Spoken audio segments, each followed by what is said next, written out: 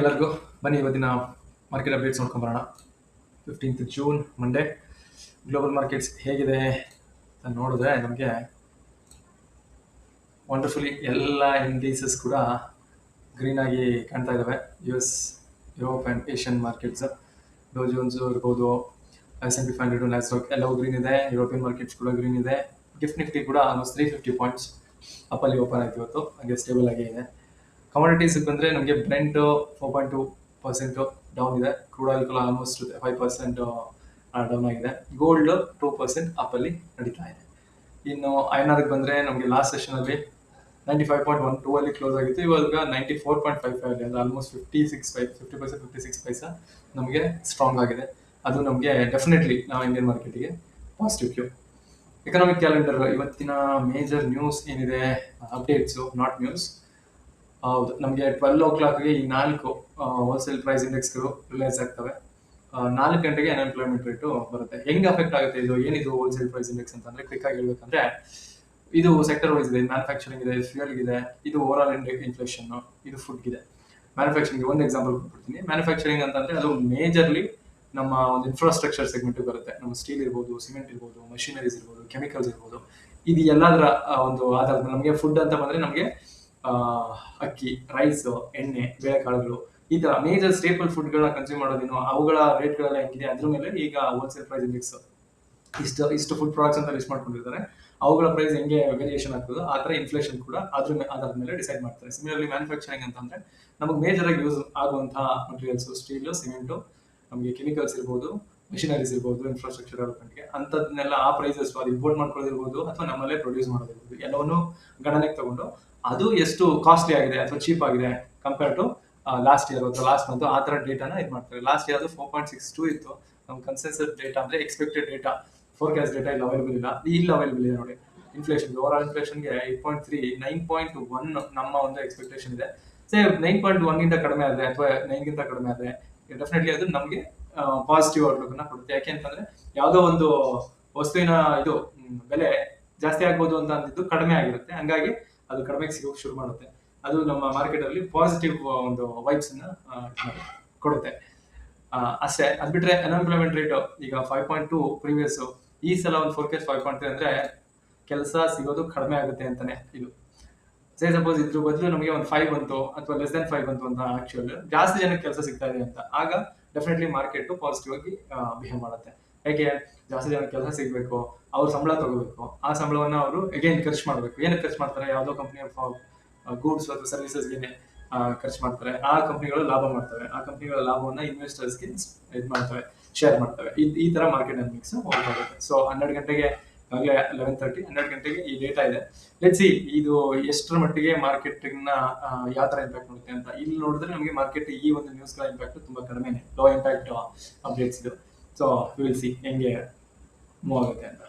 ಅದು ಬಿಟ್ರೆ major news ಮತ್ತೆ ಇಂಪ್ಯಾಕ್ಟ್, ಇವತ್ತಿನ ಮೇಜರ್ ನ್ಯೂಸ್ ನಮಗೆ ಮಾರ್ಕೆಟ್ ಏನಕ್ಕೆ ಈ ತರ 300+ ಪಾಯಿಂಟ್ಸ್ ಅಪ್ ಆಗಿ ಓಪನ್ ಆಗಿದೆ, ಅದು ವರ್ಲ್ಡ್ ಮಾರ್ಕೆಟ್ಸ್ ಏನಕ್ಕೆ ಈ ತರ ಬಿಹೇವ್ ಮಾಡ್ತಾ ಇದೆ ಅಂದ್ರೆ, ಮೇಜರ್ ಇವಾಗ ನಡೀತಾರೋ one and only news US ಮತ್ತೆ ಇರಾನ್ ಇದು ಯುದ್ಧದ ಒಂದು ಪರಿಣಾಮ. ಲೇಟೆಸ್ಟ್ ಆಗಿ ಆಲ್ಮೋಸ್ಟ್ ಒಂದು ಡೀಲ್ ಯಶಸ್ವಿ ಆಗುವಂತಹ ಇದು ನಡೀತಾ ಇದೆ. ಹಂಗಾಗಿ ಆ ಕ್ಯೂಗಳು ಸಿಕ್ಕಿರೋದ್ರಿಂದ, ಅನೌನ್ಸ್ಮೆಂಟ್ಗಳು ಆಗಿರೋದ್ರಿಂದ, ಸ್ಟೇಟ್ ಆಫ್ ಫಾರ್ಮರ್ಸ್ ಕೂಡ ಯಾವುದೇ ಕಂಡೀಷನ್ ಇದೆ, ಯಾವುದೇ ಟೋಲ್ ಇದೆ ಓಪನ್ ಮಾಡಬೇಕು ಅಂತ ಹೇಳಿರೋದು ಕೂಡ ಮಾರ್ಕೆಟ್ ತುಂಬಾ ಪಾಸಿಟಿವ್ ಆಗಿ ಬಿಹೇವ್ ಮಾಡ್ತಾ ಇದೆ. ಯಾಕೆ ಅಂತಂದ್ರೆ ಏನೇ ಮಾಡಬೇಕು ಅಂತಂದ್ರೆ ನಮ್ಗೆ ಎನರ್ಜಿ ಸೆಕ್ಟರ್ ತುಂಬಾ ಇಂಪಾರ್ಟೆಂಟ್ ಇವಾಗ.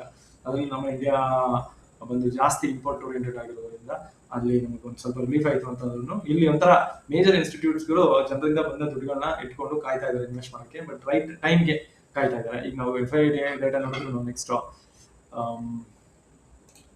FID ಡೇಟಾ 12th ಏನಾಗಿದೆ, ಆಲ್ಮೋಸ್ಟ್ 5,141 ಕೋಟಿಯಷ್ಟು DIIಗಳು ಬೈ ಮಾಡಿದ್ದಾರೆ. ಬರೀ 1,082 ಕೋಟಿಯಷ್ಟು FIIಗಳು ಸೆಲ್ ಮಾಡಿದ್ದಾರೆ. ಕಳೆದ ದಿನಗಳಲ್ಲಿ ನೋಡಿದ್ರೆ ನಮಗೆ ಆಲ್ಮೋಸ್ಟ್ ಟಗ್ ಆಫ್ ವಾರ್ ಇರ್ತಿತ್ತು, ಒಂದು 500 crore ಡಿಫರೆನ್ಸ್ ಇರ್ತಿತ್ತು ಅಷ್ಟೇ. ಈಗ ಇದು ನೋಡಿದ್ರೆ ಸೆಲ್ಲಿಂಗ್ ಗಿಂತ ಬೈಯಿಂಗು ಮಲ್ಟಿಫೋಲ್ಡ್ ಇದೆ.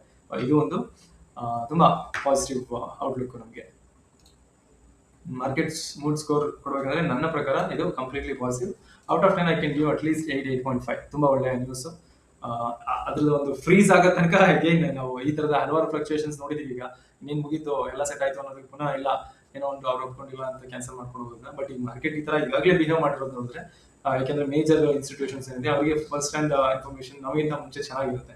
ಅವ್ರು ಅಷ್ಟೊಂದು ಕೋಟ್ಯಾಂತರ ರೂಪಾಯಿ ದುಡ್ಡು ಹಾಕಿ ಬೈ ಮಾಡಿರೋದು ನೋಡಿದ್ರೆ ಮೋಸ್ಟ್ಲಿ ಇದು ಫೈನಲೈಸ್ ಆಗೋ ಸಾಧ್ಯತೆಗಳು ಜಾಸ್ತಿ ಇದಾವೆ. ಸೊ ಪಾಸಿಟಿವ್ ಔಟ್ಲುಕ್ ಇಟ್ಕೊಂಡು ನಾನು ಮಾರ್ಕೆಟ್ ಅಲ್ಲಿ ಮುಂದುವರಿತೀನಿ. ಇದು ಯಾವುದೇ ಸಜೆಷನ್ ಅಲ್ಲ, ಇಂಥದನ್ನ ಬೈ ಮಾಡಬೇಕು, ಇಂಥದನ್ನ ಸೆಲ್ ಮಾಡಬೇಕು, ಈಗಲೇ ಮಾಡಬೇಕು, ಇದರ ಆಧಾರದಲ್ಲಿ ಅಂತ ಯಾರು ಕೂಡ ಹೇಳಂಗಿಲ್ಲ ಸಿಬಿ ರೂಲ್ಸ್ ಗಳ ಪ್ರಕಾರ. ಸೊ ನಾನು ಯಾವ್ದನ್ನು ಇದನ್ನ ಜಸ್ಟ್ ಒಂದು ಎಜುಕೇಶನಲ್ ಪರ್ಪಸ್ಗೋಸ್ಕರ ಇವಾಗ ನಾವು ಟ್ರೇಡ್ ಶುರು ಮಾಡ್ತೀವಿ ಅಂತ ಅಂದ್ರೆ ಒಂದು ಬ್ಯಾಕ್ ಗ್ರೌಂಡ್ ಅನ್ನ ತಿಳ್ಕೊಂಡು ಶುರು ಮಾಡುವ, ಒಂದು ಡೈರೆಕ್ಷನ್ ಫಿಕ್ಸ್ ಮಾಡ್ಕೊಂಡು ಅನ್ನೋದಕ್ಕೆ ಮಾತ್ರ ನಾವು ಇದನ್ನೆಲ್ಲ ನೋಡ್ಕೊಂಡು ಬರೋದು. ಏನೇನ ಗ್ಲೋಬಲ್ ಮಾರ್ಕೆಟ್ಸ್ ಹೆಂಗಿದೆ, ನಮ್ಮ ಕಮಾಡಿಟೀಸ್ ಹೆಂಗಿದೆ, ಕರೆನ್ಸಿ ಯಾವ ತರ ಇದೆ, ಎಕನಾಮಿಕ್ ಕ್ಯಾಲೆಂಡರ್ ಏನೇನು ಇವೆಂಟ್ಸ್ ಗಳಿದಾವೆ, ಇದನ್ನೆಲ್ಲ ನೋಡ್ಕೊಂಡ್ರೆ ನಮಗೆ ಮೇಜರ್ ನ್ಯೂಸ್ ಇದನ್ನೆಲ್ಲ ನೋಡ್ಕೊಂಡಾಗ ನಾವು ಯಾವ ಡೈರೆಕ್ಷನ್ ಅಲ್ಲಿ ಟ್ರೇಡ್ ತಗೋಬೇಕು ಅಂತ ನಮ್ಮ ಮೈಂಡ್ ಫಿಕ್ಸ್ ಆಗುತ್ತೆ. ಸುಮ್ಮನೆ ಏನೋ ರ್ಯಾಂಡಮ್ ಆಗಿ ಕ್ಯಾಂಡಲ್ ಮೂವ್ ಆಗೋದು ನೋಡಿ ಎಲ್ಲೋ ಮಿಸ್ ಆಗುತ್ತೆ ಅಂತ ನಾವು ಏನೋ ಟ್ರೇಡ್ ತಗೊಳ್ಳೋದಿಲ್ಲ. ನಮ್ಗೆ ಡೈರೆಕ್ಷನ್ ಅಂತ ಇರುತ್ತೆ, ಆ ಡೈರೆಕ್ಷನ್ ಅಲ್ಲಿ ನಮಗೆ ಆಪರ್ಚುನಿಟೀಸ್ ಬಂದಾಗ ಕ್ಯಾಚ್ ಮಾಡ್ತೀವಿ. ಇದೊಂದು ಕಾರಣಕ್ಕೆ ಮಾತ್ರ ನಾನು ನನ್ನ ಒಂದು ವ್ಯೂ ಅನ್ನ ಶೇರ್ ಮಾಡೋದು. ಇದು ಯಾವುದೇ ಒಂದು ಸಜೆಷನ್ ಅಲ್ಲ, ಇದು ಪ್ಯೂರ್ಲಿ ಒಂದು ಎಜುಕೇಶನಲ್ ಪರ್ಪಸ್ ಇರುವಂತ ಇನ್ಫಾರ್ಮೇಶನ್. ನಾನು ಪಾಸಿಟಿವ್ ಅಂತ ಹೇಳ್ತೀನಿ. ಟ್ರೇಡ್ ಸೆಟಪ್ ನೋಡೋದಬೇಕಾದ್ರೆ ಯೂಶಲಿ ನಿಫ್ಟಿ ನೋಡ್ತೀವಿ. ನಿಫ್ಟಿ ಇಲ್ಲಿ ನಾನು ಮಾಡ್ಕೊಂಡು ನೋಡ್ಕೊಂಡಿದ್ದೀನಿ. ಪ್ರಿವಿಯಸ್ ಡೇ ಹೈ ಲೋ ನಮ್ಗೆ ಆಲ್ಮೋಸ್ಟ್ ಇಲ್ಲಿ ನಿಫ್ಟಿ 340-50 ಪಾಯಿಂಟ್ಸ್ ಅಪ್ ಆಗಲಿ ಹಂಗೆ ಸ್ಟೇಗ್ನೆಂಟ್ ಆಗಿದೆ. ಈಗ ಕನ್ಸಾಲಿಡೇಷನ್ ನಡೀತಾ ಇದೆ. ಇಲ್ಲಿಂದ ಇಲ್ಲಿ ಓಪನ್ ಆಯ್ತು. ನಮ್ಮ ಸ್ಟ್ರಾಟಜಿ ಪ್ರಕಾರ 30 ಮಿನಿಟ್ ರೇಂಜ್ ಏನಾದ್ರು ಬ್ರೇಕ್ ಮಾಡಬೇಕು, ರೀಟೆಸ್ಟ್ ಮಾಡಬೇಕು ವಿತ್ ಸರ್ಟೈನ್ ಕ್ರೈಟೀರಿಯಾಸ್.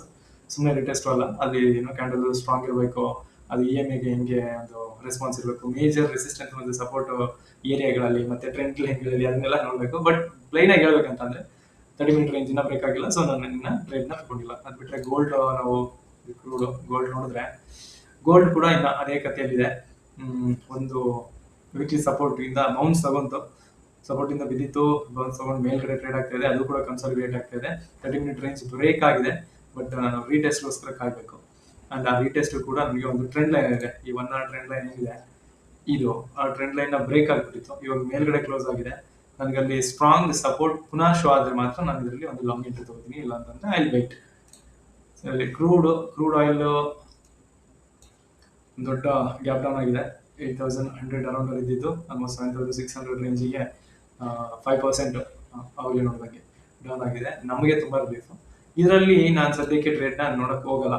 ನನ್ನ ಟ್ರೇಡ್ ಏನಿದ್ರೆ 30 ಮಿನಿಟ್ ರೇಂಜ್ ಅಲ್ವಾ, 30 ಮಿನಿಟ್ ರೇಂಜ್ ತುಂಬಾ ದೊಡ್ಡದಾಯ್ತು. ಈಗ ಅದ್ರ ಮೇಲೆ ಟ್ರೇಡ್ ತಗೊಳಕ್ಕಾಗಲ್ಲ. ಐ ಶುಡ್ ಚೆಕ್ ನನಗೆ ಒಂದು ಪ್ರೈಸ್ ಆಕ್ಷನ್ ಏನ್ ಹೇಳುತ್ತೆ ಈ ಒಂದು ಲೆವೆಲ್ ಅಲ್ಲಿ, ಅದನ್ನ ನೋಡ್ಬಿಟ್ಟು ಹೈಯರ್ ಟೈಮ್ ಫ್ರೇಮ್ ನನಗೆ ಏನ್ ಕೊಡುತ್ತೆ ಅದನ್ನ ನೋಡ್ಬಿಟ್ಟು ನಾನು ಟ್ರೇಡ್ ಡಿಸೈಡ್ ಮಾಡ್ತೀನಿ. ಆಸೆಟ್ ನ ಯಾವುದೇ ಟ್ರೇಡ್ ಆಕ್ಟಿವ್ ಟ್ರೇಡ್ಸ್ ಇಲ್ಲ. ಒಂದು ಲರ್ನಿಂಗ್ ಕಾನ್ಸೆಪ್ಟ್ ಏನಂತ ಅಂದ್ರೆ ಇವತ್ತಿಗೆ ನಾವೇನು ಹೋಲ್ಸೇಲ್ ಪ್ರೈಸ್ ಇಂಡೆಕ್ಸ್ ತಗೊಂಡಿದ್ದೀವಿ ಅದನ್ನೇ ಲರ್ನಿಂಗ್ ಕಾನ್ಸೆಪ್ಟ್ ಅಂತ ತಗೋಬಹುದು. ಅದು ಇನ್ಫ್ಲೇಷನ್ ಜಾಸ್ತಿ ಆದ್ರೆ ಮಾರ್ಕೆಟಿಂಗ್ಗೆ ಇದಾಗುತ್ತೆ, ಬಿಹೇವ್ ಮಾಡುತ್ತೆ. ಯಾವ್ಯಾವ ಸೆಗ್ಮೆಂಟ್ಗಳಿಗೆ ನಮಗೆ ಆ ತರ ಡೇಟಾ ಇನ್ಫಾರ್ಮೇಶನ್ ಬರುತ್ತೆ, ಯಾರು ಕೊಡ್ತಾರೆ, ಅದನ್ನೆಲ್ಲ ನಾವು ಲರ್ನಿಂಗ್ ಅಂತ ತಗೋಬಹುದು. ಸಿಂಪಲ್ ಆಗಿ ಓವರ್ವ್ಯೂ ಹೇಳೋದಾದ್ರೆ ಹೋಲ್ಸೇಲ್ ಪ್ರೈಸ್ ಇಂಡೆಕ್ಸ್ ಅಂತ ಒಂದು ಇನ್ಫಾರ್ಮೇಶನ್ ಬರುತ್ತೆ. ಆ ಪ್ರೈಸ್ ಇಂಡೆಕ್ಸ್ ಅಲ್ಲಿ ಏನನ್ನ ಇದು ಮಾಡುತ್ತೆ ಅಂದ್ರೆ ನಮ್ಮ ಇನ್ಫ್ಲೇಷನ್ ಲೆವೆಲ್ ಯಾವ ತರ ಇರುತ್ತೆ ಅನ್ನೋದು ಸಿಗ್ನಿಫಿಕೆನ್ಸ್ ನ ಕೊಡುತ್ತೆ. ಇನ್ಫ್ಲೇಷನ್ ಅದು ಆಕ್ಚುಯಲ್ ಗಿಂತ ಅಂದ್ರೆ ನಾಟ್ ಆಕ್ಚುಯಲ್, ಪ್ರೀವಿಯಸ್ ಗಿಂತ ಈಗ ಅದು ಕಡಿಮೆ ಆಗ್ತಾ ಇದೆ. ನಮಗೆ ಆ ಮ್ಯಾನುಫ್ಯಾಕ್ಚರಿಂಗ್ ಡಿಸ್ಟ್ರಿಬ್ಯೂಷನ್ ನಮ್ಮ ಕೈಗೆ ವಸ್ತುಗಳು ತಲುಪುವ ದರ ಕಡಿಮೆ ಆಗ್ತಿದೆ ಅಂತ. ಅದು ಜಾಸ್ತಿ ಆಗ್ತಾ ಇದೆ ಅಂದ್ರೆ ನಮಗೆ ಕಾಸ್ಟ್ಲಿ ಆಗ್ತಾ ಇದೆ. ಅದು ಹೆಂಗೆ ಅಫೆಕ್ಟ್ ಮಾಡುತ್ತೆ ಮಾರ್ಕೆಟ್ಗೆ ಉಲ್ಟಾ ಅಲ್ವಾ, ಅದನ್ನ ನಾವು ಡಿಸ್ಕಸ್ ಮಾಡೋದು. ಸೊ ಅದನ್ನೇ ಒಂದು ಲರ್ನಿಂಗ್ ಕಾನ್ಸೆಪ್ಟ್ ಅಂತ ತಗೋಬಹುದು. Just let me right WPI. Disclaimer ನಾನು ಆಗ್ಲೇ ಹೇಳಿದ್ದೀನಿ, ಇದು ಪ್ಯೂರ್ಲಿ ಎಜುಕೇಶನಲ್ ಕಂಟೆಂಟ್, ಯಾವುದೇ ಒಂದು ಟ್ರೇಡ್ ಸಜೆಷನ್ ಆಗಲಿ ಅಲ್ಲ. ಎಲ್ಲ ಟ್ರೇಡರು ಮತ್ತು ಇನ್ವೆಸ್ಟರು ನಿಮ್ಮ ಒಂದು ಇನ್ಫಾರ್ಮೇಶನ್ ನೋಡಿ ಕ್ರಾಸ್ ಚೆಕ್ ಮಾಡಿ ನಿಮ್ಮ ಡಿಸಿಷನ್ ತಗೊಳ್ಳಿ ಅಷ್ಟೇ. All the best. ತುಂಬಾ ಕೇರ್ಫುಲ್ ಆಗಿ ಟ್ರೇಡ್ ಮಾಡಿ. ಮತ್ತೆ ನಿಮಗೆ ಮ್ಯೂಚುವಲ್ ಫಂಡ್ ಆಗಲಿ ಅಥವಾ ಡಿಮ್ಯಾಟ್ ಕ್ರಿಯೇಟ್ ಮಾಡಿ ಸ್ಟಾಕ್ಗಳಲ್ಲಿ ಇನ್ವೆಸ್ಟ್ ಮಾಡೋದಾಗಲಿ ಅಥವಾ ಇನ್ಶೂರೆನ್ಸಸ್, ಹೆಲ್ತ್ ಅಥವಾ ಟರ್ಮ್ ಇನ್ಶೂರೆನ್ಸಸ್, ಈ ಯಾವುದೇ ಒಂದು ಸರ್ವಿಸಸ್ಗಳ ಅವಶ್ಯಕತೆ ಇದ್ರು ಯಶಸ್ವಿ ಇನ್ವೆಸ್ಟ್ಮೆಂಟ್ಸ್ ಕಾಂಟ್ಯಾಕ್ಟ್ ಮಾಡಬಹುದು. ನಮ್ಮ ಒಂದು ಕಾಂಟ್ಯಾಕ್ಟ್ ನಂಬರ್ ನಿಮಗೆ ಡಿಸ್ಪ್ಲೇಯಲ್ಲಿ ಸಿಗುತ್ತೆ. Thank you so much.